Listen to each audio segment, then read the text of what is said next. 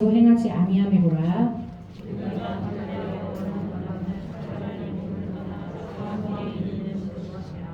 그런즉 우리는 몸으로 있든지 떠나든지 주를 기쁘시게 하는 자가 되기를 힘쓰노라. 우리가 다 반드시 그리스도의 심판대 앞에 나타나게 되어 각각 선악간에 그 몸으로 행한 것을 따라 받으려 함이라. 아멘. 네, 반갑습니다. 오늘은 내가 믿음으로 산다는 것에 대한 말씀을 전하고자 합니다. 여러분들은 사람들의 말을 잘 믿으시는 편입니까? 그렇다면 성경 말씀이 현실에서 이루어진다는 것을 관한 믿음은 어떠십니까? 믿으십니까? 아멘. 자, 사람들은 보편적으로 자신의 오감, 즉 시각, 청각, 후각, 또 미각, 촉각으로 느껴지는 것을 신뢰한다고 합니다. 그래서 예수께서 부활하신 후에 제자들을 찾아오셨을 때 주님의 제자 중에 도마라고 있었죠. 그 도마는 그 자리에 없었습니다. 그 자리에 없었고 그 후에 다른 제자들이 하는 말을 듣고 예수님을 만났다라는 말을 들었습니다. 그렇게 말을 하자 도마는 뭐라고 말씀했는지 아십니까? 내가 그 손에 못자국을 보며 내 손가락을 그 못자국에 넣으며 내 손을 그 옆구리에 넣어보지 않고는 믿지 아니하겠노라 라고 말을 했습니다. 요한복음 20장 25절에 나오는데요. 이렇게 사람들은 오감을 많이 의지합니다. 그런데 우리가 그리스도인에게 있어서 중요한 감각은 오각이 아니라 영감입니다. 영감은 영적 감각을 이야기합니다. 그래서 그 영감이 활성화되어 있지 않으면 하나님께 대한 신뢰뿐만 아니라 성경 말씀에 대한 믿음도 일어나지 않습니다. 한 가지 예를 들 텐데요.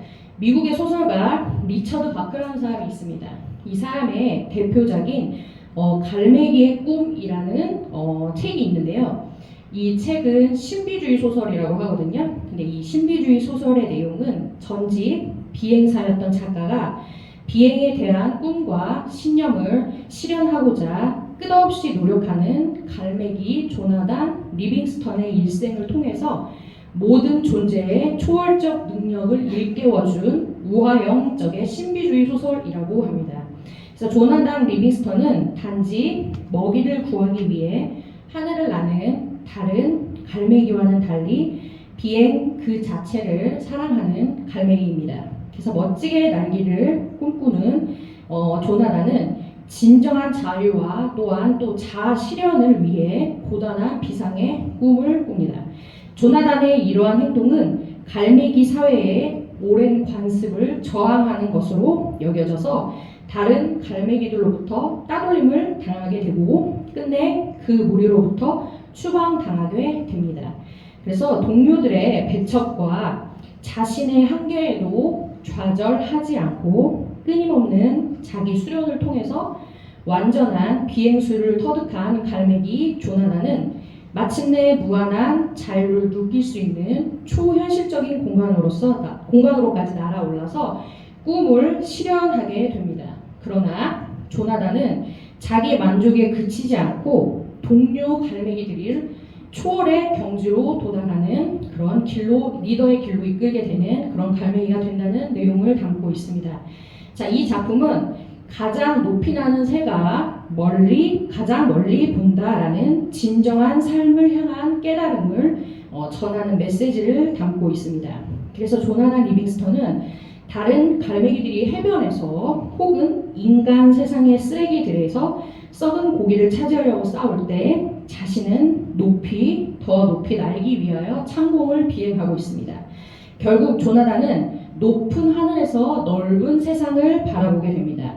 그래서 갈매기 조나단이 추구한 진정한 자유와 자아 실현은 우리 그리스도인에게 마치 믿음과 같습니다. 우리 사람들도 바로 눈앞의 이익에만 몰두를 하면 넓은 것을 보지 못하게 되며 또 육신적인 것에 집착을 하면 또 영적인 것을 볼 수 없게 됩니다. 그리스도인이 신성한 성품의 삶을 살지 못하면 또 세상에 썩어질 것에 대해 마음을 빼앗기게 되고 결국 독수리가 닭처럼 사는 꼴이 된다는 것입니다. 그래서 오늘 그 책의 내용의 교훈은 이렇습니다. 본문에서 우리가 알아야 될 내용을 한번 보겠습니다. 오늘 고린도후서인데요. 이 고린도후서에 대해서 잠깐 제가 설명을 하겠습니다. 저 고린도후서의 저자는 사도 바울입니다. 잘 알고 계시죠? 그래서 사도 바울이 고린도 교회에 보낸 두 번째 편지라고 보시면 됩니다. 고린도 전서가 있고 고린도 후서가 있죠. 그래서 고린도 후서는 고린도 교회에 보낸 두 번째 편지입니다. 그래서 고린도 후서는 13장으로 구성된 성경입니다. 고린도 교회의 이제 그 특성을 제가 말씀을 드린다 보면요, 고린도라는 그 지역이 굉장히 상업화가 되어 있었습니다. 그래서 굉장히 발달이 되어 있었고요. 근데 부유한 지역이었습니다. 그래서 거기에 세워진 그 고린도 교회는 바울이 세웠죠. 그 고린도 교회는 주로 이제 이방인들로 구성되었던 교회입니다. 근데 그 상업이 발달하고 부유하다 보니까 그곳에 있는 성도들이 어떻게 보면 좀 교만하고 조금 이렇게 자기 자신의 그 높아짐에 취해 있어서 사도 바울이 그것을 경계했습니다. 그래서 예수 그리스도의 십자가의 복음을 집중적으로 그들에게 가르치기 시작하였고 그들이 겸손함을 가지기 원했습니다. 그래서 바울이 고린도 교회에서 사역하는 것은 한 1년 6개월 정도가 되는데요. 이 1년 6개월 동안 주로 이방인들로 구성되었던 그 고린도 교회의 복음을 전하게 된 것입니다. 그래서 그 속에서는 하나님께로부터 받은 메시지가 포함되어 있습니다. 이 서신을 읽은 사람마다 위대한 예수 그리스도의 인격과 사역에 대한 사실을 알 수 있게 됩니다. 고린도후서의 배경을 보면 고린도후서는 제3차 선교 여행 중에 에베소에서 2년 이상을 보내면서 그 끝 무렵에 기록된 것이 오늘날 고린도 전서로 알려진 서신입니다. 근데 고린도 후서는요, 바울이 에베소에서 떠나 마게도니아 지역에 있을 때 쓰여졌습니다. 그래서 고린도 전서를 보낸 후에 수개월에서 한 1년 전으로 이 서신을 기록한 것으로 보시면 됩니다. 네, 고린도 후서에 이게 또 중요한 목적이 있는데요. 아까는 표면적인 목적, 그 교만을 경계했던 그 목적에서 중요한 목적이 한 두 가지로 나눌 수 있는데, 첫 번째는 이제 그 사도 바울의 사도직의 정당성을 변호하기 위해서 이거를 썼습니다. 당시 고린도 교회에서 바울의 적대자가 있었거든요. 바울의 사역을 이렇게 열심히 하다 보니까 바울을 질투하고 또 바울을 적대적으로 생각하는 사람들이 있었어요.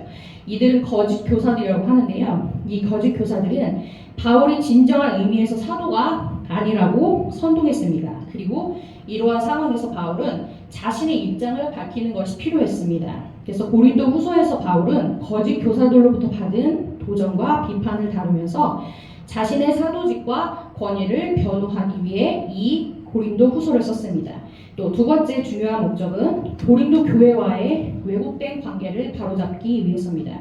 바울의 적대자들, 아까 말했던 그 거짓 교사들은 그들이 영향력을 확대하는 과정에서 바울과 고린도 교회의 교인들과의 관계를 심각하게 이간질하고 있었습니다.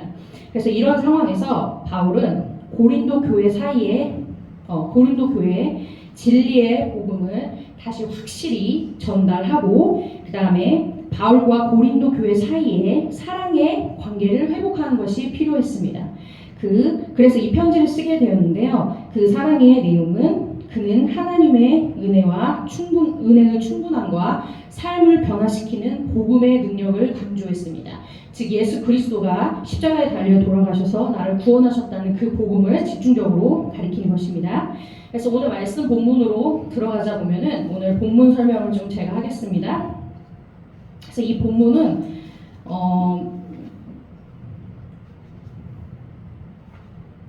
이 세상에서의 육신의 삶이 전부가 아니라 그 더 중요한 보이지 않는 영원한 삶이 있다고 말씀합니다. 그래서 우리 그리스도인들이 주의 깊게 살펴야 하는 것으로 지금은 보이지 않지만 영원한 영의 삶을 소망해야 한다는 것을 강조하고 있습니다.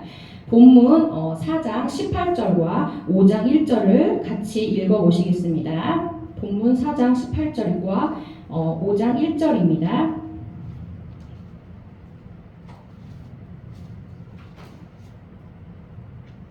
네, 읽어보도록 하겠습니다. 시작.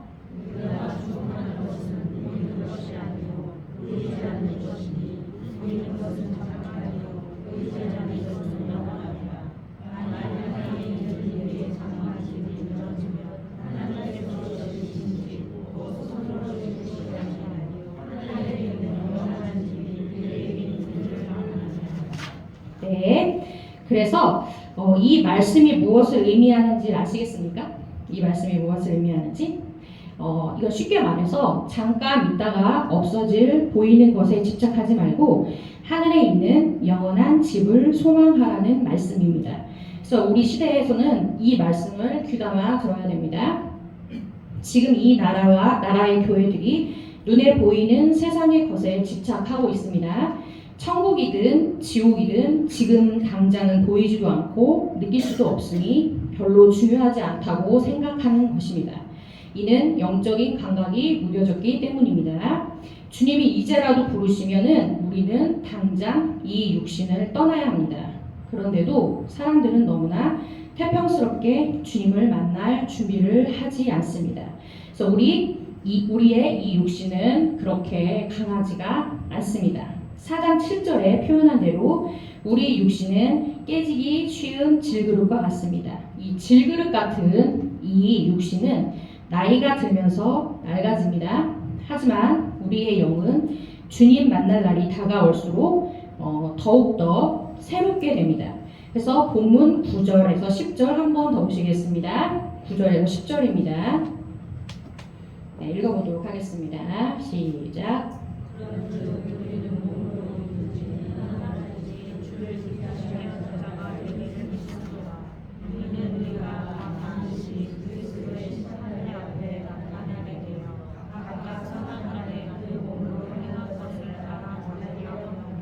네, 그렇게 말씀하고 가르치고 있습니다. 그래서 하나님께서 우리에게 영적인 생명과 감각을 주신 것은 이 세상에서 육신이 누리는 잠깐의 즐거움이 아니라 영원한 영광을 위한 삶을 준비하라는 것입니다. 자, 이것이 지금 우리 그리스도인이 믿음으로 사는 이유 중에 하나입니다. 자, 첫 번째, 그럼 믿음으로 산다는 것은 생명의 길을 추구하는 것입니다. 자, 화석이라는 제목의 영화가 있었습니다. 그러니까 주인공은 자수성가해서 엄청난 재벌이 된 중년의 50대 사업가였습니다. 그는 유럽 여행 중에 자신의 주치의가 수행 비서에게 건 전화를 우연히 듣게 되었습니다. 주치의의 말은 뭐라고 했냐면 사업가가 말기암이며 잘해야 앞으로 1년 정도밖에 더 살 수 없다라는 내용이었습니다. 그래서 모든 것이 삽시간에 무너져 내리는 그런 경험을 했습니다. 그러니까 절망감이 온 몸을 감싸서 자포자기와 허무 속에서 방황을 하게 됩니다. 그는 자기가 지금까지 헛살아온 것을 깨닫습니다. 그리고 정신없이 살면서 일구어 놓은 일들이 사실은 별것 아니었다는 것을 깨닫게 됩니다. 자, 돈을 벌기 위하여 그토록 바쁘게 뛰어다니다가 그보다 더 귀하고 또 의미 있는 일들을 다 놓치고 살았음을 깨달았습니다.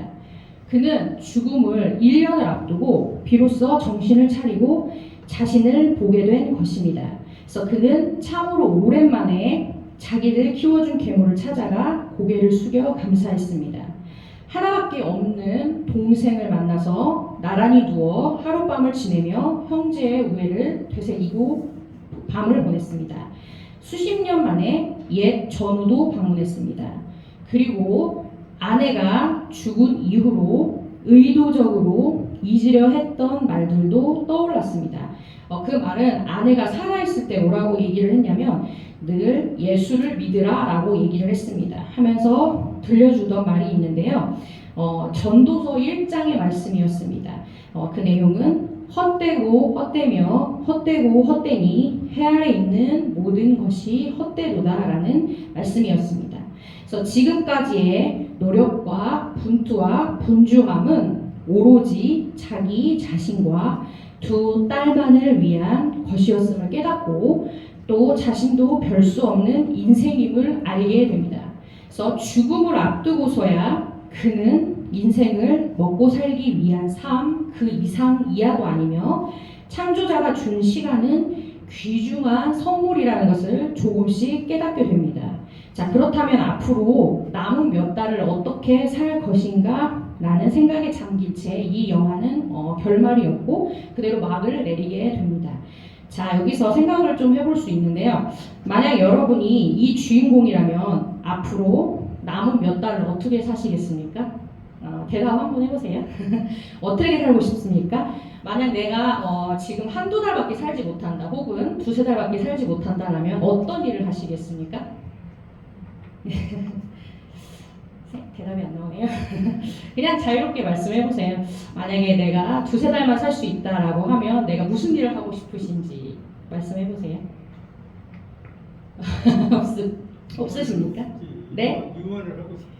네? 유언. 아, 유언이요? 아, 네. 네, 다른 분들은 또 어떤 일을 하고 싶습니까? 내가 한두 달 후에 하늘나라를 간다라고 생각을 하시면 어떠한 일을 하시겠습니까? 네, 크게 말씀해 보세요. 아, 예수님. 아, 너무 박수 한번 박수 한번 주셔야 되겠습니다. 예수님을 전하신대요. 아, 끝까지 복음의 사명을 다하십니다. 네, 감사합니다. 또 다른 분 또 어떤 거 하고 싶으십니까?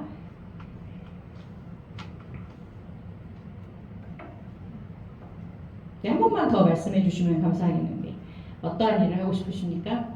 평소에 마음속에 담아두었던 얘기가 있었을 거 아니에요? 내가 이제 꼭 해보고 싶다라는 거 없으십니까? 내가 네. 아, 그러죠.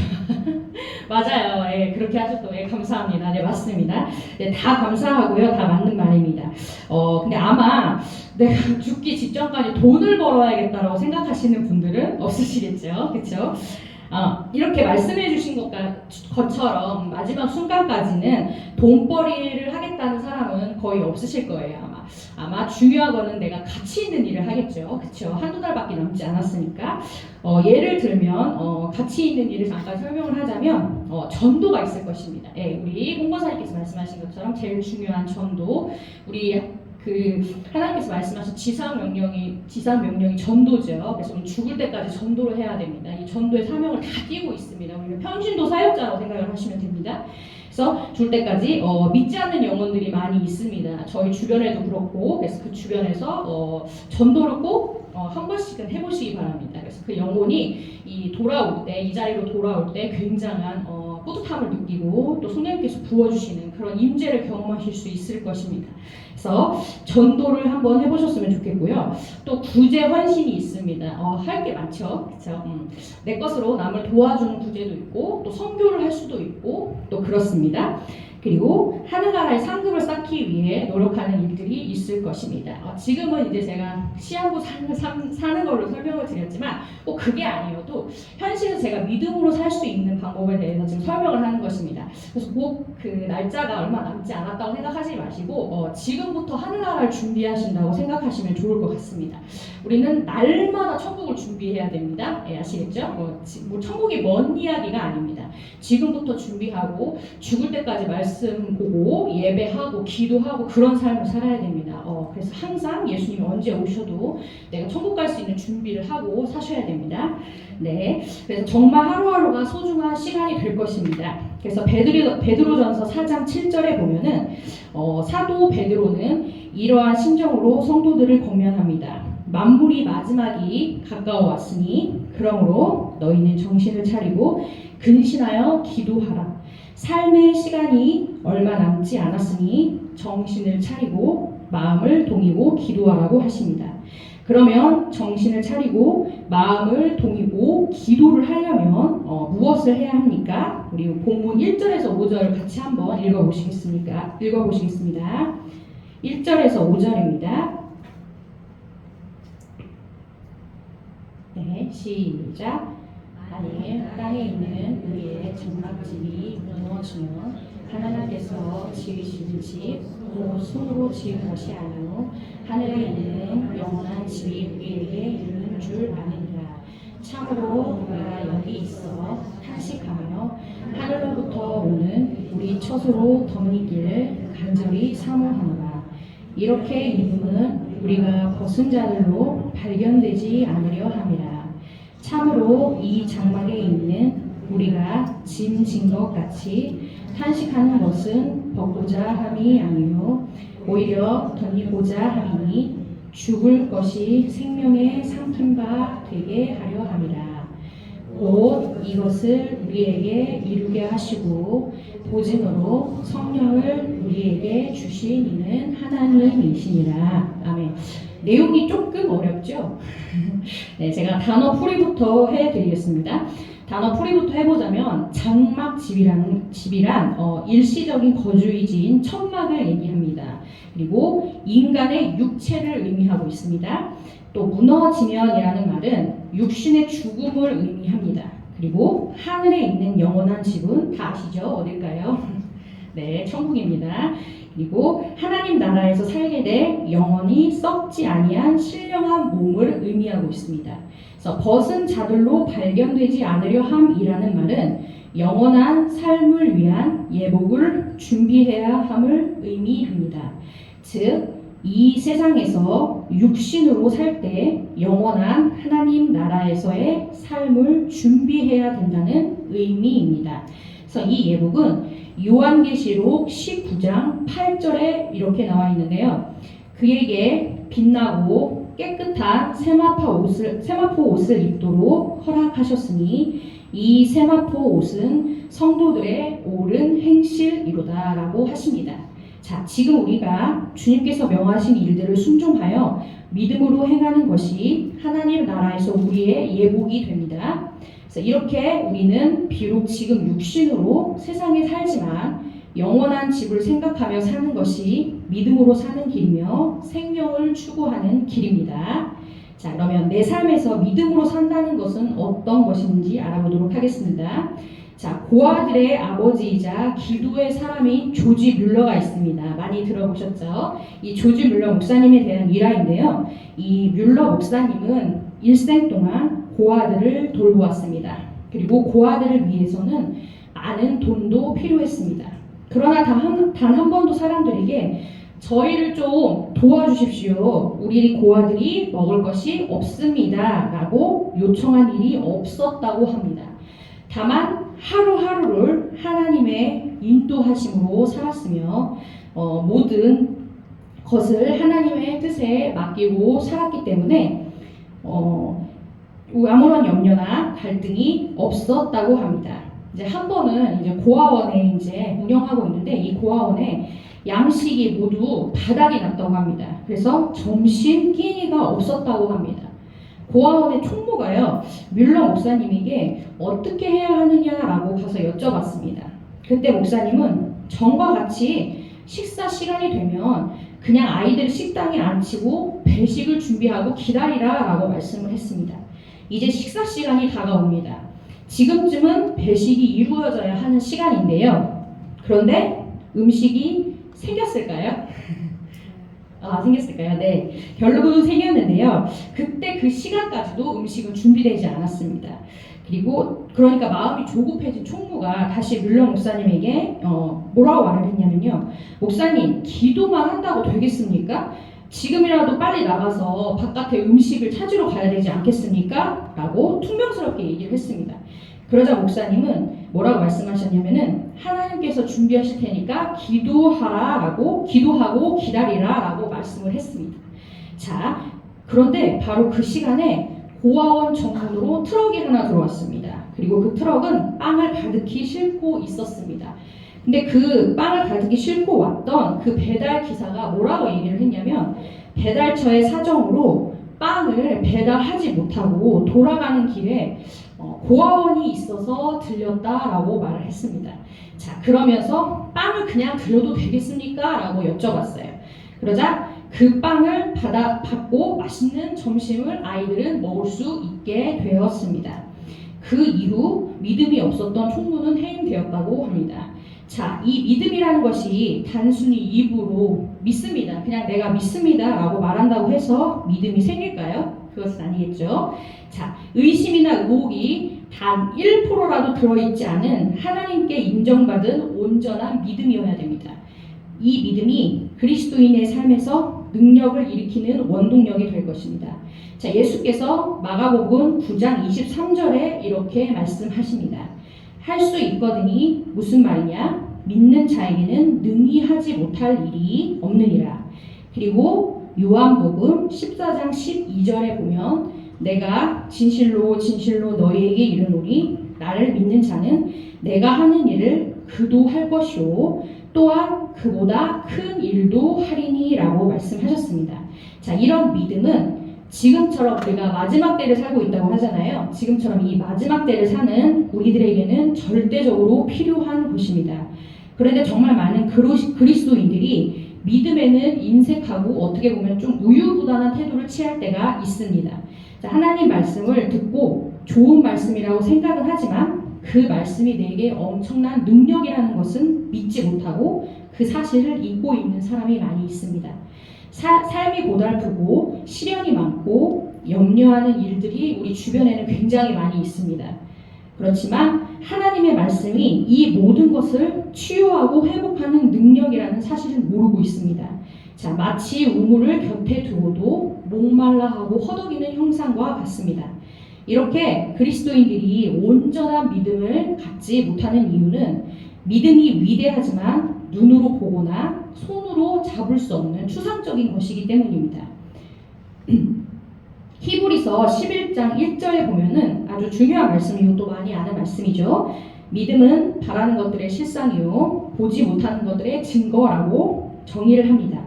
이처럼 믿음이란 이제 사람이 어떤 것에 대하여 자신의 마음에 사실로 인정하고 확증하는 것입니다. 다시 한번 말씀드리겠습니다. 믿음이란 사람이 어떤 것에 대하여 자신의 마음에 사실로 인정하고 확증하는 것입니다.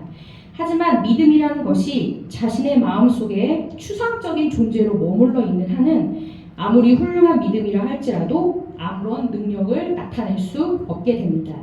즉 믿음의 능력을 나타낼 수 있게 하기 위해서는 마지막으로 가장 중요한 게 그 믿음이 행동으로 나타나야만 됩니다. 자, 어느 권사님이 갑자기 다리가 마비되듯이 아파왔습니다. 그래서 그냥 곧 낫겠지라고 그냥 생각을 하셨어요. 근데 며칠이 지나자 갈수록 막 더 많이 아파오는 거예요, 다리가. 그래서 이제는 걸음도 잘 걸을 수 없을 정도가 되었습니다. 그래서 하나님한테 간절히 기도했습니다. 하나님, 제 다리를 고쳐주세요. 지금 봉사도 하러 가야 되고 복음을 전하기 위해 만나야 될 사람도 있습니다. 주님께서 고쳐주실 줄 믿고 병원비 100만 원을 헌금하겠습니다. 이렇게 기도를 드렸습니다. 그러고는 그날의 일정표대로 바쁘게 살았습니다. 그러자 그날 저녁 집에 돌아와서 무언가 이상하다는 생각을 했습니다. 그 아프던 다리가 전혀 아프지 않게 된 것입니다. 가만히 생각을 해보니까 온종일 잘 걸어다닌 것입니다. 자, 권사님은 50년이 넘은 신앙생활을 해오면서 이제야 믿음으로 행하는 것이 무엇인지 배웠다라고 했습니다. 물론 100만 원 때문에 고친 건 아니지만 하나님께서 그 믿음을 보신 거죠. 그 결단을 하는 믿음을 보신 것입니다. 그리고 고쳐준 걸로 믿습니다. 자, 이 간증과 비슷한 상황의 성경 이야기가 있는데요. 사무엘의 어머니인 한나 아시죠? 한나의 이야기가 있습니다. 한나는 자식을 낳지 못해서 조롱을 받았습니다. 그리고 마음에 깊은 아픔도 있었습니다. 한나는 성전으로 나아가서 하나님께 눈물로 간절하게 기도했으며 엘리 제사장으로부터 위로의 말씀을 들었습니다. 그 후로 한나는 얼굴에 근심하는 빛조차 없었습니다. 자신이 기도를 들어주실 하나님을 온전히 신뢰하고 기다리고 있었습니다. 이처럼 내 삶에서 믿음으로 산다는 것은 하나님의 약속을 온전한 마음으로 믿고 생활에서 그 믿음대로 사는 것입니다. 그래서 예수께서 마가복음 11장 24절에 이렇게 말씀하십니다.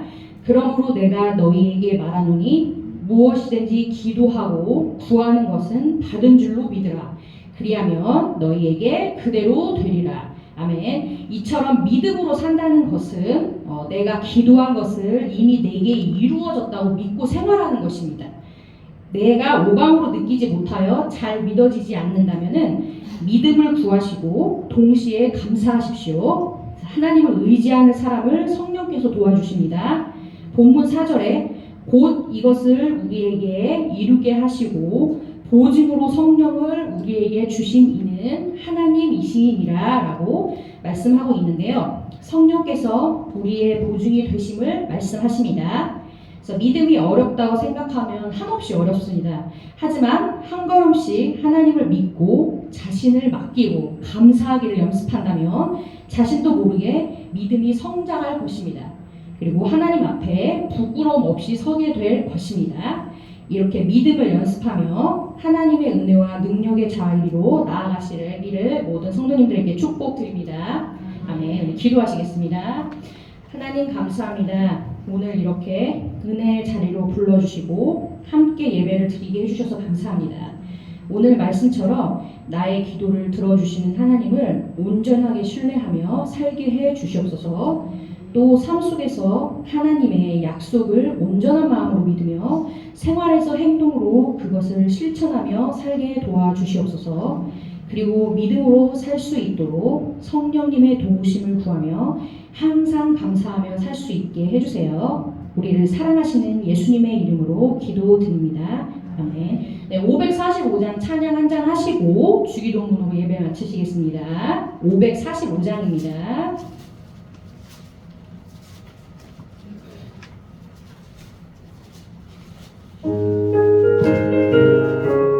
박수 치면서 할까요?